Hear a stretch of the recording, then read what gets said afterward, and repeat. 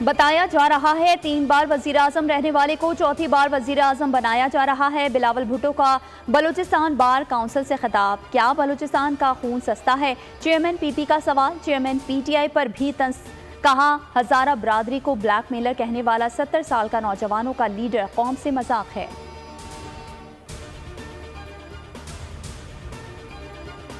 माहौलियाती तब्दीली से निमटने के लिए फंड्स का इस्तेमाल मेरिट पर होना चाहिए। वजीर आजम अनवारुल हक का CNN को इंटरव्यू, कहा अहम मसले के लिए तरक्की याफ्ता मुमालिक पर भारी जिम्मेदारी आयद होती है।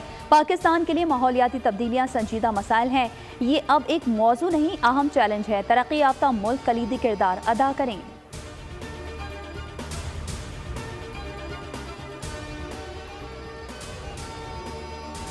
सैफर केस की समाअत जेल में करने का नोटिफिकेशन जारी, जुडिशल कॉम्प्लेक्स में केस की समाअत कल तक के लिए मुलतवी। दौरान समाअत पीटीआई के वकला का चेयरमैन पीटीआई और शाह महमूद कुरैशी को पेश करने पर इसरार। वकील सफाई सिकंदर जुल्करनैन बोले शाह महमूद कुरैशी को ही पेश कर दें।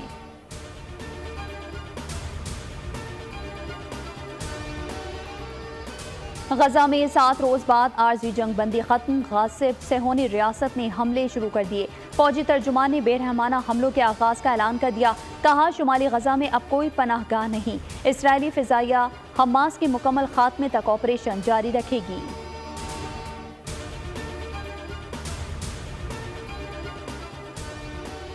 यमनी फौज का इसराइल पर हमलों का ऐलान, गजा पर हमलों की बंदिश और आज़ाद फलस्तीनी रियासत के ऐलान तक हमले नहीं रुकेंगे। तर्जुमान याहिया सरे का कहना था कि ज़रूरी नहीं हमले फ़िज़ाई और ड्रोन तक महदूद रहें, फ़लस्तीनियों के लिए हर किस्म की कार्रवाई कर सकते हैं।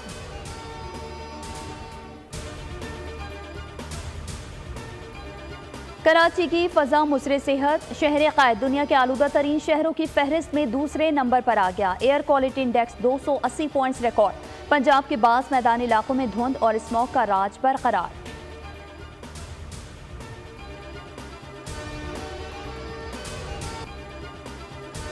पाकिस्तानी टीम दौरे ऑस्ट्रेलिया के लिए सिडनी पहुंच गई। Fast bowler Hasan Ali Australian विकेटों पर परफॉर्म करने के लिए बेकरार, कहा ऑस्ट्रेलिया का बॉलिंग अटैक मजबूत तो हम भी किसी से कम नहीं। कैंगरूज के पास पैट कमिंस है तो हमारे पास शाहीन शाह अफरीदी है।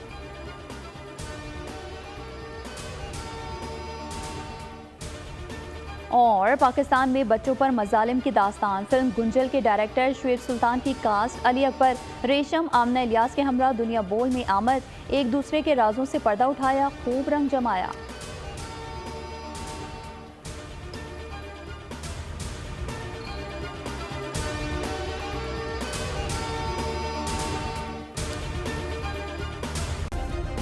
सब्सक्राइब करें और बेल दबाएं ताकि कोई खबर रह न जाए।